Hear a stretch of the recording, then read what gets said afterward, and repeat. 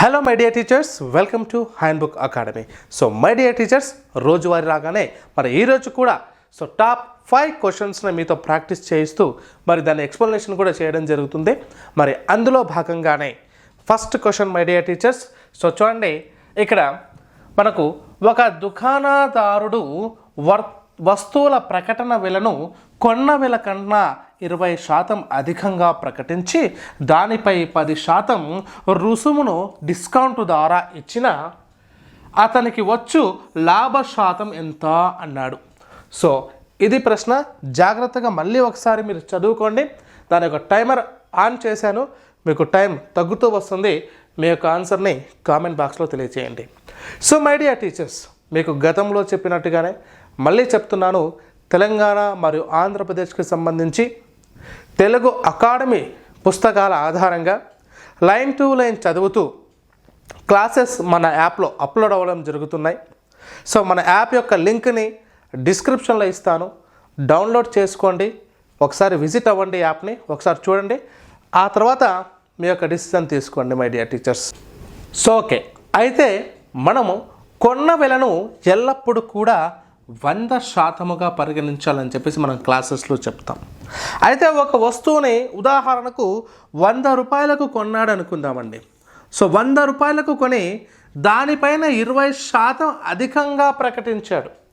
So అది 100 రూపాయలకు కొని ప్రకటన విల అనేటటువంటిది 20% అధికంగా ప్రకటించాడు. అంటే 100లో 20% 20 రూపాయలు ఈజ్ ఈక్వల్ టు 120 రూపాయలు ప్రకటన విలగా చెప్పాడు. సో ఇదేమవుతుంది సార్? ప్రకటన విల అవుతుంది. 120 రూపీస్ ప్రకటన విల అయింది. అయితే దీనిపైన ఏం చేశాడు? 10% డిస్కౌంట్ ఇచ్చాడు. 10% డిస్కౌంట్ ఇచ్చాడు. అప్పుడు ఏం చేస్తామండి? 120 రూపీస్లో 10% డిస్కౌంట్ ఇవ్వడం జరిగింది. 10% డిస్కౌంట్ ఇవ్వడం జరిగింది. అంటే 120లో 10% ఎంత సార్ అంటే ఈ జీరో క్యాన్సల్ 12 రూపీస్ అనేటటువంటిది డిస్కౌంట్ అవుతుంది. సో 12 అనేది డిస్కౌంట్ అవుతుంది. అంటే 120లో నుంచి 12ని మనం సబ్ట్రాక్షన్ చేస్తే 108 వస్తుంది. అంటే కొన్నదెంత? 100 రూపాయలు. అమ్మిందెంత? డిస్కౌంట్ ఇచ్చిన తర్వాత అమ్మిందే 108 రూపాయలు.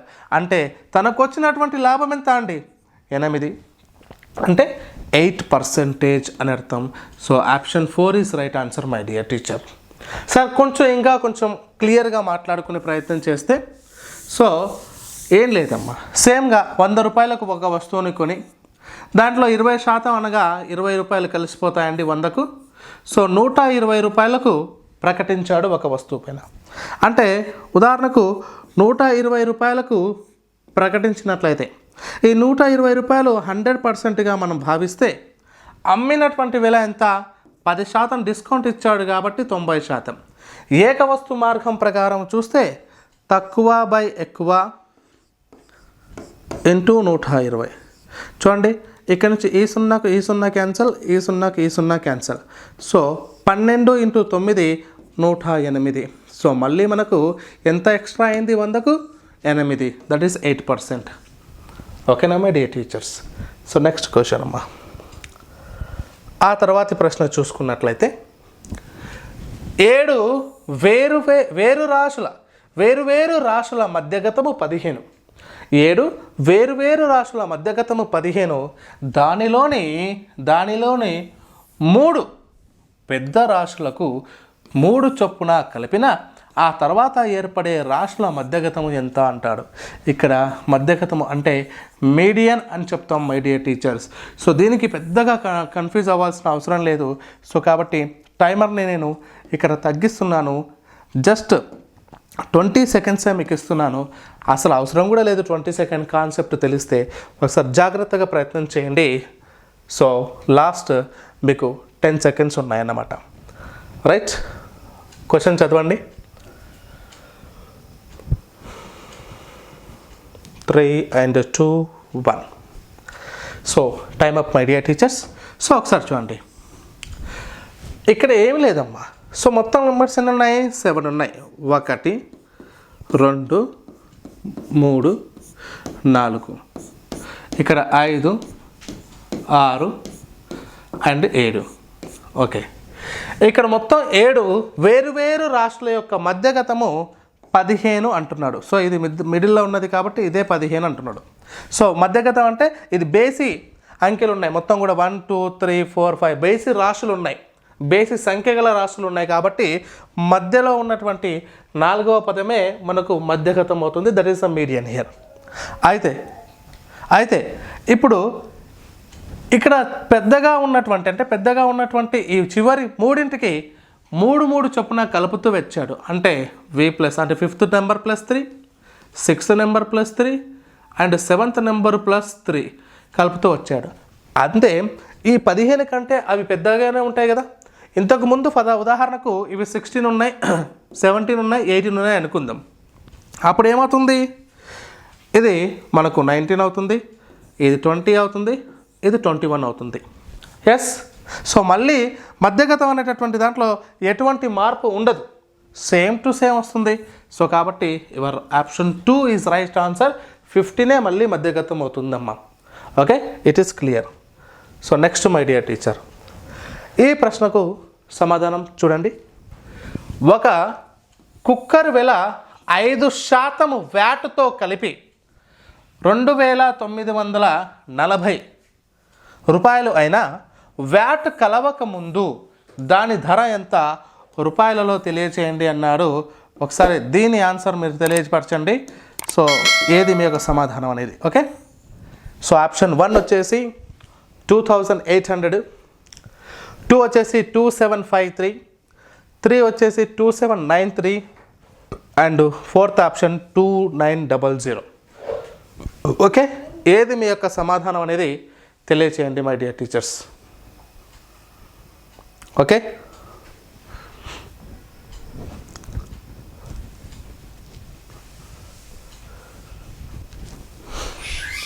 సో టైమ్స్ అప్ అండి. సో మై డియర్ టీచర్స్ ఒకసారి చూడండి. సో నెక్స్ట్ నేను ఎక్స్ప్లెనేషన్ చూస్తే 5% వ్యాట్తో కలిపి 2940 అంటున్నాడు. అంటే మై డియర్ టీచర్ కొన్న వేళ ఇక్కడ 100% ప్లస్ ఇది. సో వ్యాట్ ఇప్పుడు ఏదైనా సరే కొన్నది 100%, దానికి వ్యాట్ 5% కలిపాడు, మొత్తం కలిసి ఎంత అయింది, అది 2940 రూపీస్ అయింది. అంటే 105% అనేది మనకు 2940 రూపీస్ అయినట్లయితే, ఆ కలవక ముందు అంటే డైరెక్ట్గా ఉన్నటువంటి ధర, డైరెక్ట్గా 100% వాల్యూ ఎంత అనేది క్వశ్చన్ అమ్మా. It is very very important. So right, so మనకు సేమ్ టు సేమ్ ప్రాసెస్ ప్రకారం తక్కువ బై ఎక్కువ ఇంటూ 2940. రైట్, ఇప్పుడు క్యాలిక్యులేషన్ చేయండి. ఇక్కడ చూడండి ఒకసారి. సో 5 2 10, 5 ఎక్కం 5. ఇక్కడ ఏం క్యాన్సిల్ చేస్తున్నానండి. సో 5 20, 5 20. రైట్, సో 21తో పోతుంది, లేదా 7 3 21, 7 4 28, 7 2 14, ఇక్కడ 0. రైట్, 3 ఎక్కం చోటి, 3 ఎక్కం 3, 3 4 12, ఇక్కడ 0. రైట్, సో 14 2 28, పక్కన 2 0, 2800 is your answer. Option 1 is right answer my dear teacher. Next question చూడండి మై డియర్ టీచర్. సో ఈ ప్రశ్న చాలా ఇంపార్టెంట్, చాలా కీలకమైనటువంటిది. ప్రతి టెట్ మరియు డిఎస్సిలో కానీ వేరే కాంపిటేటివ్ ఎగ్జామ్స్లో కూడా పైథాగరస్కి సంబంధించినటువంటి ప్రశ్నలు ఎక్కువనే మనం చూస్తూ ఉంటాము. సో ఇది మనకు 8వ తరగతి 6వ అధ్యాయం వర్గాలు వర్గమూలాలు గణాలు ఘనమూలాలకు సంబంధించినటువంటి చాప్టర్లో ఈ పైథాగరస్ త్రికాలకు సంబంధించిన కాన్సెప్ట్ ఉంది. మనం అక్కడ మాట్లాడుకోవడం కూడా జరిగింది. ఒకసారి ఈ క్రింది వాటిలో పైథాగోరియన్ త్రికము కానిదేది అన్నాడు మై డియర్ టీచర్. సో దీన్ని మీరు ఏ విధంగా చేస్తారనేది ఒకసారి చూడండి. ఓకే, సో ఆన్సర్ చేసే ప్రయత్నం చేయండి. ఆ తర్వాత నేను దీని ఎక్స్ప్లెనేషన్ మీకు షార్ట్ వేలో చెప్తాను. ఓకే రైట్ అమ్మా, లాస్ట్ 15 సెకండ్స్ ఉంది మీకు. ఓకే, సో మ్యాథమెటిక్స్ చాలా కీలకమైంది. నాన్ మ్యాథ్స్ అని సోషల్ స్టడీస్ వాళ్ళు కానీ బయాలజికల్ స్టడీస్ తీసుకున్నటువంటి అభ్యర్థులు ఎవరైతే ఉంటారో వాళ్ళందరూ కూడా వరి కాకుండా అకాడమీ బుక్ ద్వారా కనుక మనం కాన్సెప్ట్ని నేర్చుకోగలిగినట్లయితే ఖచ్చితంగా ఎలాంటి బిట్ అయినా సరే మనం చేస్తామండి డిఎస్సి పర్పస్లో. అయితే ఇప్పుడు ఒకసారి చూద్దాండి. పైథాగరస్ త్రికాలు అంటే ఒక లంబకోణ త్రిభుజం అనుకోండి ఇక్కడ. ఓకే, ఒక లంబకోణ త్రిభుజం తీసుకున్నాం ఉదాహరణకు. ఈ లంబకోణ త్రిభుజంలో దాన్ని ఏమంటామండి? కర్ణం అంటాను సార్, కర్ణం అంటాం. ఫర్ ఎగ్జాంపుల్ ఇది ఏ, ఇది బి, ఇది సి అంటే కర్ణము మీది వర్గం అనేటటువంటిది ఏసీ స్క్వేర్ అనేది మిగిలిన రెండు భుజాల వర్గాల మొత్తానికి సమానమైనట్లయితే అది పైథాగరస్ సిద్ధాంతాన్ని తృప్తిపరుస్తుంది అని అర్థం. అదేవిధంగా ఇక్కడ ఇచ్చినటువంటి విలువలు కూడా ఉదాహరణకి ఇది 3, ఇది 4, ఇది 5 అని అనుకున్నట్లయితే ఇది ప్రాథమిక పైథాగరస్ త్రికం అండి. 5 స్క్వేర్గా తీసుకున్నట్లయితే 5 square is equal to 3 square plus 4 square. 5 square అంటే 25, 3 స్క్వేర్ అంటే 9, 4 స్క్వేర్ అంటే 16. సో 25 ఈజ్ ఈక్వల్ టు 25 అవుతుంది. ఫస్ట్ది పైథాగరస్ త్రికమే అని చెప్తాం. కానీ ప్రతి సందర్భంలో మనం ఇలా సరిచూసుకుంటూ పోవడం అనేటటువంటిది కూడా కాస్త ఇబ్బందికరమైనటువంటి పరిస్థితి. సో కాబట్టి మై డియర్ టీచర్, నేనేం చెప్తున్నాను సార్ అంటే ఇచ్చినటువంటి ఆప్షన్స్లో భాగంగా ఒకసారి చూడండి. ఎప్పుడైతే ఇచ్చినటువంటి అన్ని త్రికాలలో మొదటి త్రికం అంటే చిన్నది ఏదైతే ఉందో దాన్ని ఆధారంగా చేసుకొని ఒకవేళ ఆ చిన్న సంఖ్య కనుక బేసి సంఖ్య అయితే దానికి n²/2 అనే కాన్సెప్ట్ చూసుకుంటే సరిపోతుంది. మిగతా రెండు వస్తాయి. ఎలా సార్ అంటే మొదటిది చూడండి, ఇక్కడ n అంటే మొదటిది 3 అంటే 3² చేస్తే మనకు 9/2 వస్తుంది. 9/2 అంటే 4.5. 4.5 అంటే ఏ రెండింటి మధ్యలో ఉంది? ఇది ఇటు 4కి ఇటు 5కి మధ్యలో ఉంది కాబట్టి మిగిలిన రెండు 4, 5 అని అర్థం. కాబట్టి అది పైథాగరస్ త్రికం. It is clear sir. ఇక్కడ 5 ఉంది కదా సార్, 5తో చెప్పండి సార్ అంటే 5 అంటే 5 స్క్వేర్ అంటే 25/2 ఈజ్ ఈక్వల్ చేస్తే 12.5 వస్తుంది. 12.5 ఏ రెండింటి మధ్య ఉంది సార్? 12 అండ్ 13 మధ్యలో ఉంది కాబట్టి ఇది కూడా పైథాగరస్ త్రికమే. It is clear. చూడండి 2-3 సెకండ్లకు ఒకటి అయిపోతుంది. ఇప్పుడు 9 ఉంది సార్, 9 అంటే కూడా బేసి సంఖ్య కాబట్టి 9²/2 చేసుకోండి. 9²/2 చేయండి. ఒకటి ఇక్కడ 81/2 వస్తుంది. 81/2 అంటే 40.5 ఈజ్ నథింగ్ బట్ ఇక్కడ 40కి 41కి మధ్యలో ఉంది కాబట్టి ఇది పైథాగరస్ త్రికం కాదు. పైథాగరస్ త్రికం కాదు అంటే ఆన్సర్ ఇదే. అయినప్పటికీ ఇంకో ఆప్షన్ చూడాలి కాబట్టి చూద్దాం. 8 ఉంది కదా సార్, ఇది ఏంటి సార్ పరిస్థితి అంటే ఇదేంటంటే n/2 ఆఫ్ +or- ఓకేనా. ఇక్కడ n/2 whole square of +or-1 అండి. ఇది ఎప్పుడు సంఖ్య సరి అయినప్పుడు, ఇచ్చినటువంటి సంఖ్యలో చిన్నది సరి అయినప్పుడు. అంటే దీని కాన్సెప్ట్ ఏంటి సార్ అంటే 8/2 హోల్ స్క్వేర్ +or-1. ఇక్కడ 2 1 జా 2 4 జా ఎస్. మరి 4 స్క్వేర్ అంటే 16. 16 +or-1 అంటే 16లో నుంచి 1 తగ్గించాలి, 16కి 1 కలపాలి. అంటే 16లో నుంచి 1 తగ్గిస్తే 15, 1 కలిపితే 17, 1 కలిపితే 17 అనగా 15, 17 వచ్చాయి. ఇది కూడా పైథాగరస్ త్రికమే. సో కానిది ఏది సార్ అంటే ఇదే. మరి ఇంకొక రకంగా కూడా చెప్పొచ్చు, కొన్ని ఆప్షన్స్లో పైథాగరస్ త్రికాల్లో ఇలా కూడా ఉంటాయి. ఏంటివి సార్ అంటే అవి మొట్టమొదటి త్రికం పైథాగరస్ త్రికం 3 4 5 కదా. దీన్ని మనం ఒకే స్థిర సంఖ్య చేత అంటే ఏదైనా ఒక పైథాగరస్ త్రికంలో ఉన్నటువంటి అన్ని త్రికాలకు ఒకే స్థిర సంఖ్య చేత గుణించిన లేదా భాగించిన ఏర్పడు నూతన త్రికాలు కూడా పైథాగరస్ త్రికాలు అవుతాయని చెప్పి 8th క్లాస్లో మాట్లాడుకున్నామండి. ఇక్కడ ఇంటూ 3 చేశాను అనుకోండి, 3 3 జా 9, 3 4 జా 12, 3 5 జా 15. సార్ 9, 12, 15 కూడా పైథాగరస్ త్రికాలే. ఓకేనా. ఇది ఒక మంచి కాన్సెప్ట్. దీనిపైన ఒక ఫుల్ వీడియో మీకు నెక్స్ట్ వీడియోస్లో అందిస్తానండి. ఓకే. సో కాన్సెప్ట్ అర్థమవుతూ ఉంటే సార్ నేను చెప్పే విధానం మీకు అర్థమవుతుంటే ప్లీజ్ లైక్ చేయండి. అదేవిధంగా సబ్స్క్రైబ్ చేసుకొని వాళ్ళు ఉంటే సబ్స్క్రైబ్ చేసుకోండి. మీ బంధుమిత్రులకు ఎవరికైనా మన ఛానల్ గురించి తెలియకపోతే వాళ్ళకు మన వీడియో క్లాస్ని షేర్ చేయండి మిత్రులారా. సో నెక్స్ట్ అమ్మ, సో చూడండి 7 యొక్క 3 వరుస గుణిజాల మొత్తము 777 అయినా దానిలోని పెద్ద గుణిజం ఏది అంటున్నాడు. సో మై డియర్ టీచర్, ఇక్కడ మనం ఏం చేస్తాం సార్ అంటే ఎప్పుడైనా సరే గుణిజాలు ఏ సంఖ్య యొక్క గుణిజాలైనా సరే సమ్ చేసుకుంటూ పోతే ఒకే రకమైనటువంటి డిఫరెన్స్ని కలిగి ఉంటాయి. అంటే 7 7 7 డిఫరెన్స్ని కలిగి ఉన్నాయి. సో ఇప్పుడు ఏం చేస్తున్నాను సార్ అంటే నేను వాటి సమ్ని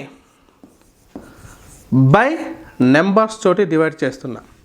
అంటే నేను ఇక్కడ సరాసరి ఫైండ్ అవుట్ చేస్తున్నా. ఎందుకంటే చూడండి, సమ్ 777/3 చేస్తే 3 1 = 3, 3 2 = 6, ఇక్కడ 3 2 = 6, ఎన్ని మిగిలాయి 1, 117 అంటే 3 5 = 15, 2 మిగిలింది 2 7 అంటే 27, 3 9 = 27. అయితే ఇదేమొచ్చింది సార్ అంటే 259 వచ్చింది. ఈ 259 అనేది మిడిల్ నెంబర్ అవుతుంది. దీనికంటే బిఫోర్ నెంబరు 252 అవుతుంది, ఆఫ్టర్ నెంబరు 266 అవుతుంది. మనకు అడిగింది పెద్ద నెంబర్ కాబట్టి ఆప్షన్ 2 266 కరెక్ట్ ఆన్సర్ అండి. వెరీ షార్ట్ కట్ వే. సరే ఎలా చేశారు ఒకసారి ఆలోచించండి. సో మై డియర్ టీచర్, ఉదాహరణకు 5, 6, 7 దీని వరుసగా 3 సంఖ్యలు. దీని సగటు ఎంత సార్ అంటే ఖచ్చితంగా మిడిల్ నెంబరే ఉంటుంది. ఇగో 5 + 6 + 7/3 చేస్తే మనకు 18 వస్తుంది. 18/3 అంటే 6 వస్తుంది ఆన్సర్. ఖచ్చితంగా మిడిల్ నెంబర్ అవుతుంది. 3 సంఖ్యల మొత్తం 18, వాటిలో గరిష్ట సంఖ్య ఏది అంటే 6కు ముందులో 5, ఆ తర్వాత 7 కాబట్టి 7 అని చెప్తాం. సరే, ఈవెన్ నెంబర్స్ నుంచి ఇంకోటి వేరే తీసుకోండి సార్, వేరే గుణిజం నుంచి కానీ ఈవెన్ నెంబర్ నుంచి కానీ అనుకుంటే ఉదాహరణకు నేను ఇక్కడ 24, 28 అండ్ 32 తీసుకున్నా. 4 యొక్క గుణిజాలు ఇవి. సమ్ చేస్తే 60 అండ్ 84 వచ్చింది. 84/3 చేస్తే ఏమొస్తుంది 3 × 3, 3 2 6, 2 4 24, 3 8 24. చూడండి మిడిల్ నెంబరే వస్తుంది కదా సార్. సో అలా ఆ 7 యొక్క గుణిజాలు కాబట్టి 7 మైనస్ చేసాం. 4 యొక్క గుణిజాలు అంటే -4, ఇక్కడ +4. ఓకేనా my dear teachers, this is our concept my dear teachers. మళ్ళీ రేపటి వీడియోలో మరికొన్ని ఇంపార్టెంట్ టాపిక్స్ పైన మీకు ప్రశ్నలు తీసుకొస్తాను. దానికి సంబంధించిన ఎక్స్ప్లెనేషన్స్ కూడా ఇవ్వడం జరుగుతుంది. So thank you for watching. Have a nice day.